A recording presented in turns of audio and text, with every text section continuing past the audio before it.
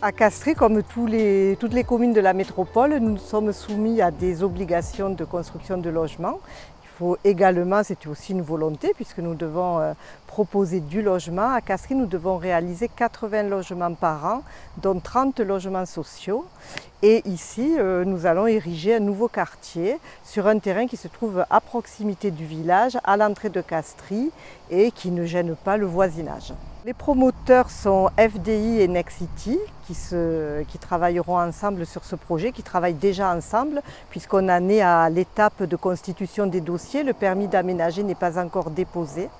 Sur le projet lui-même, eh bien, écoutez, nous avons beaucoup réfléchi avec les élus. Nous avons constitué un comité de pilotage avec l'architecte et les promoteurs. Et ensuite, nous avons suivi une longue période de concertation.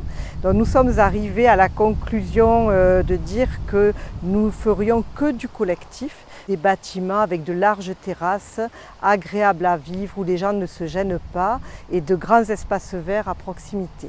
À Castries, nous faisons partie des communes qui souhaitent vraiment une évolution maîtrisée, c'est-à-dire que nous construisons le moins possible, il faut le dire. Nous négocions à minima, même s'il faut faire 80 logements par an, c'est déjà pas mal pour Castries. Donc voilà, nous progressons, nous sommes 6200 et chaque année nous recevons des familles en plus. Donc, c'est suffisant pour que les gens soient intégrés au village et puissent avoir une qualité de vie.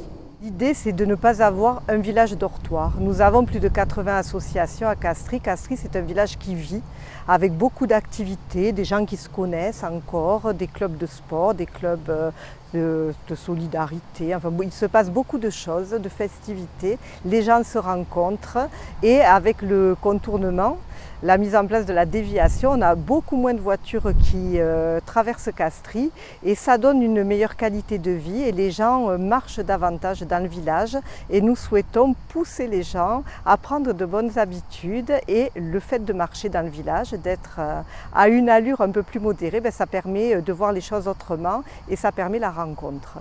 Castries a un rôle particulier, oui, pour moi et pour nous dans la métropole. On dit toujours que Castries, c'est le poumon vert de la métropole. Nous avons 2400 hectares, nous avons des grands espaces verts, naturels, agricoles. Nous y tenons beaucoup. Donc ça permet aux gens de la métropole de venir profiter de ces espaces. Et puis nous avons un riche patrimoine. Vous avez le château, la vue sur le château juste derrière moi. Ce château magnifique qui est unique à l'Occitanie, je dirais, et en France, donc on dit le Versailles du Languedoc, et c'est vrai qu'entre l'aqueduc, le château d'eau, nous avons un riche patrimoine qui est assez unique au sein de la métropole. Via Domitia, il rencontre un grand succès et dont les entreprises s'installent dès qu'il y a du foncier disponible, il est acheté par des entreprises et dans le futur PLUI et dans le SCOT, nous avons prévu justement une petite extension pour faire face à la demande.